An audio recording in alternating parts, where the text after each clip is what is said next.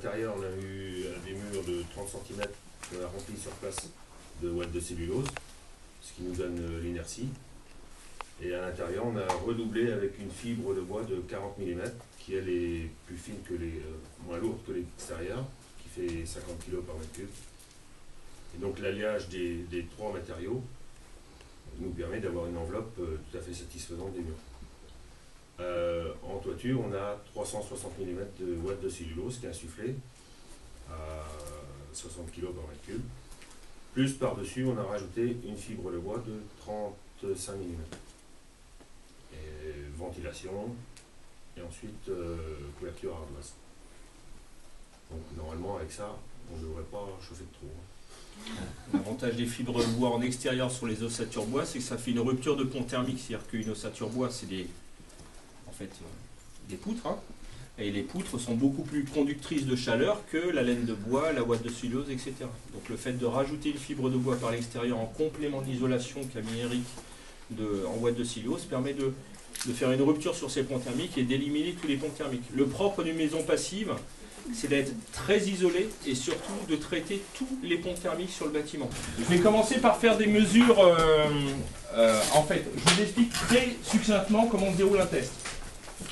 Donc on va établir une différence de pression entre l'intérieur du bâtiment et l'extérieur du bâtiment. Donc là, vous avez un petit rideau vert ici qui permet de mesurer la pression intérieure. Donc surtout, il ne faut pas marcher dessus pendant le test. Si on marche dessus, en fait, on interrompt complètement la connexion entre l'extérieur et l'intérieur et on fausse les valeurs. Donc on a une mesure de pression à l'intérieur, une mesure de pression avec un rilsan vers l'extérieur, et on va établir progressivement une différence de pression entre l'intérieur et l'extérieur du bâtiment. Donc on va commencer à moins 10 pascal jusqu'à moins 50 pascal. Pour vous donner un ordre d'idée, moins 50 pascal, ça équivaut à une vitesse de vent de 35 km/h. Si ce n'est que cette vitesse de vent ne va pas s'exercer que sur une façade du bâtiment, mais sur la totalité des façades du bâtiment, toit y compris.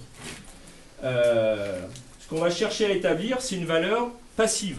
La vraie valeur, c'est la valeur dite N50, qui est retenue par le label passif et par le label Minergie. Cette valeur-là, c'est tout simple, c'est le nombre de mètres cubeurs extraits du volume par mètre cube de volume.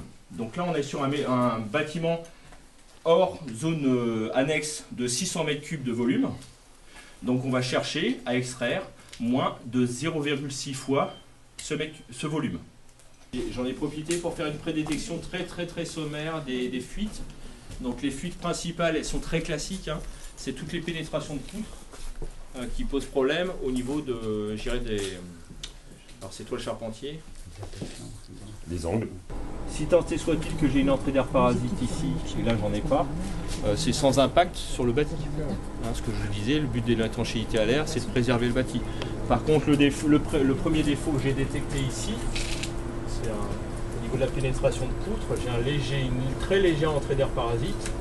Celle-là, je vais essayer de voir avec Eric après comment la traiter.